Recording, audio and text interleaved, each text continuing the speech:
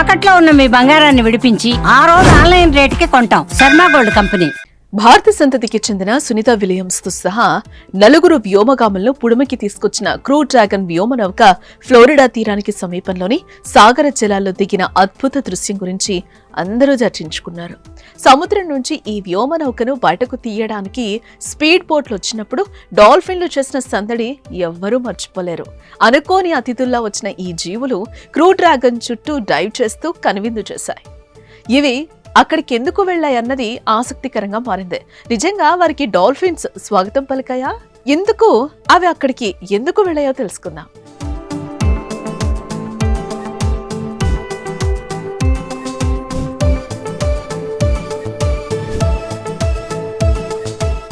Space లో చిక్కుకొని 9 నెలల తర్వాత భూమిపైకి తిరిగొచ్చిన సునీత విలియమ్స్ విల్మోర్ కు డాల్ఫిన్లు స్వాగతం పలికిన వీడియో సోషల్ మీడియాలో తెగ చక్కర్లు కొట్టింది. అయితే ఇందుకు నిజంగానే వారికి డాల్ఫిన్లు స్వాగతం పలికాయా? అవి అలా ఎందుకు చేశాయి అనే దానిపై ఇప్పుడు అందరూ తెగ సెర్చ్ చేస్తున్నారు. సముద్రంలో జీవించే అతిపెద్ద జీవుల్లో డాల్ఫిన్లు ఒకటి. డాల్ఫిన్లు తెలివైనవే కావు, వాటి సంతోషం కుతూహలం చాలా ఎక్కువ. అందుకే సముద్రంలో నౌకలు కనిపించగానే వాటి వద్దకొచ్చి సందడి చేస్తూ ఉంటాయి. నౌకల వద్దకు వచ్చి గెంతుతూ వాటి సంతోషాన్ని వ్యక్తం చేస్తూ ఉంటాయి.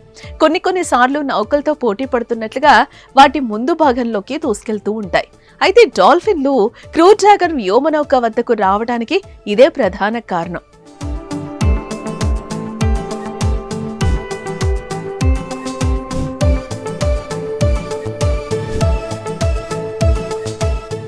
సాధారణంగా సముద్రాల్లో నౌక వేగంగా ప్రయాణించేటప్పుడు దాని ముందు భాగంలో ఒక పీడన తరంగం ఏర్పడుతుంది. దీన్ని బౌ వేవ్ అంటారు. చాలా సందర్భాల్లో డాల్ఫిన్లు ఆ తరంగం వెంబడి వెళ్లడాన్ని చాలా ఇష్టపడుతూ ఉంటాయట. ఆ బౌ వేవ్ లో ప్రయాణం అలలపై చేసే సర్ఫింగ్ లా ఉంటుంది. దాని వెంట వెళితే పెద్దగా శ్రమ లేకుండానే ఎక్కువ దూరం ప్రయాణించవచ్చు. అందుకే డాల్ఫిన్లు ఈ తరంగం వెంబడి పయనిస్తూ ఉంటాయని సముద్ర జీవశాస్త్రవేత్తలు చెప్తున్న మాట. ఇక ఈ ప్రయాణంలో డాల్ఫిన్లకు బోరెడు వినోదం, ఉల్లాసాన్ని పంచుతుందంట. అందువల్ల ఇవి గుంపులుగా ఈ విన్యాసంలో పాల్గొంటాయి. అయితే పీడన కెరటంలో అనువైన ప్రదేశం కోసం వాటి మధ్య ఒకంత తోపులాట కూడా జరుగుతుందని జీవశాస్త్రవేత్తలు చెప్తున్నారు.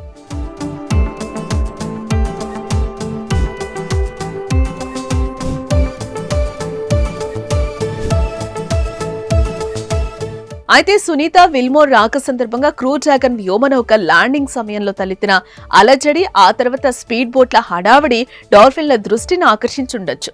వాటి వెంట సునాయాస ప్రయాణం చేసే ఉద్దేశంతో ఈ జీవులు అక్కడికొచ్చుండొచ్చు.